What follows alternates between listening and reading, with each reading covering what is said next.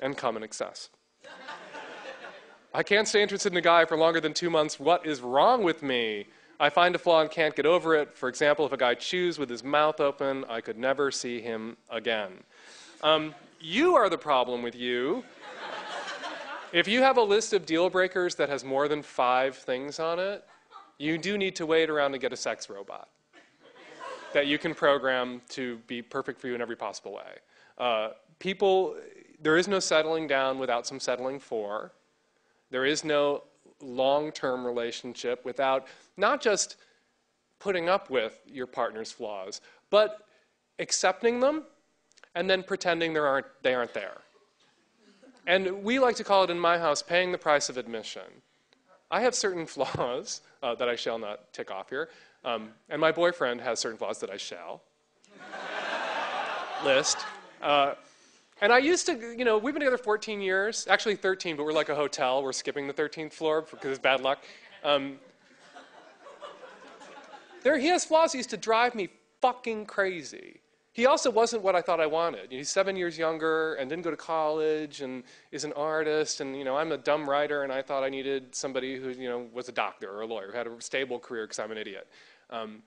And he wasn't what I was looking for, and we fell in love, and he's still together. If I was just like, no, you won't do, no, you won't do, if I didn't give him a chance, I would have cheated myself out of love of my life, right? Your boyfriend who chews with his mouth open, you can say, chew with your fucking mouth shut. And hopefully he'll get there and chew with his mouth shut. But if he never does, him chewing with his mouth open might be the price of admission.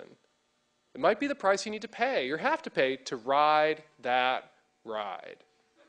We used to make the dumb mistakes. And these things, I think, play out more sort of toxically in those mixed gender relationships you heterosexuals get into that never work out. Because they're fraught with, women's studies courses and female oppression and centuries of female oppression. He doesn't put anything away. He makes a sandwich, and then there's the mayonnaise jar open on the counter. There's the bread. There's the milk that he left out. There's the mustard. There's the meat. All are left out in August. Right? We're all going to die of ptomaine poisoning. I used to follow him around and say, put that fucking shit away. And then one day, I put it away. And it took 1/10 of the time that yelling at him about it would have taken. And I went, oh, right, this is one of the prices of admission.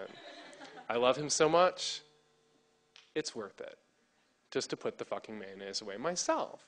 And you can't have a long-term relationship with someone unless you're willing to identify the things, the prices of admission you're willing to pay, and the ones you're not. But the ones you're not, the list of things you're not willing to put up with, you really have to be able to count it on one hand. And it can't be superficial bullshit like chews with the mouth open.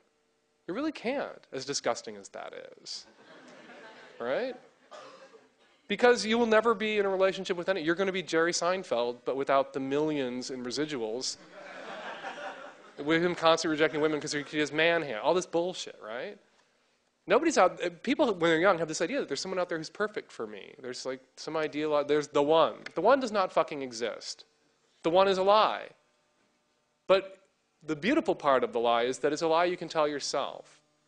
A long-term relationship that's successful is really a myth that two people create together. Every long-term successful relation is a myth.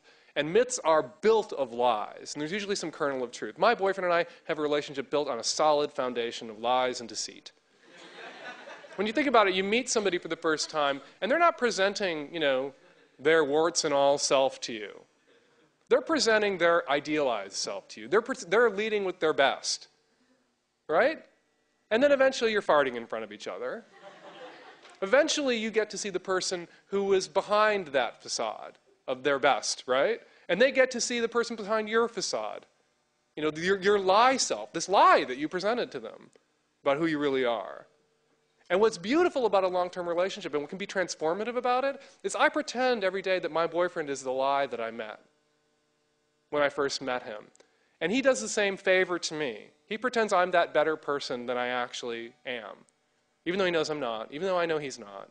And we then are obligated to live up to the lies we told each other about who we are. We are then forced to be better people than we actually are because it's expected of us by each other. And you can, in a long-term relationship, really make your lie self come true if you're smart. And if you demand it of them and you're willing to give it to them, you have to be willing not to see him chewing with his mouth open if you want to be around for his better qualities. You know, and buy into the lie version of him that never does that, right? And they will hopefully do the same for you. And that's the only way you become the one. It's because somebody is willing to pretend you are the one that they were waiting for, the one they wanted, their one. Because you're not. Nobody is. No two people are perfect for each other, ever. Period. No two people are 100% sexually compatible. No two people are 100% emotionally compatible. No two people want the same things. And if you can't reconcile yourself to that, you will have no relationships that last longer than 2 months. And you know what? It's not going to be their fault. It's going to be your fault. Sometimes my butt hurts. Oh, don't clap. That makes me really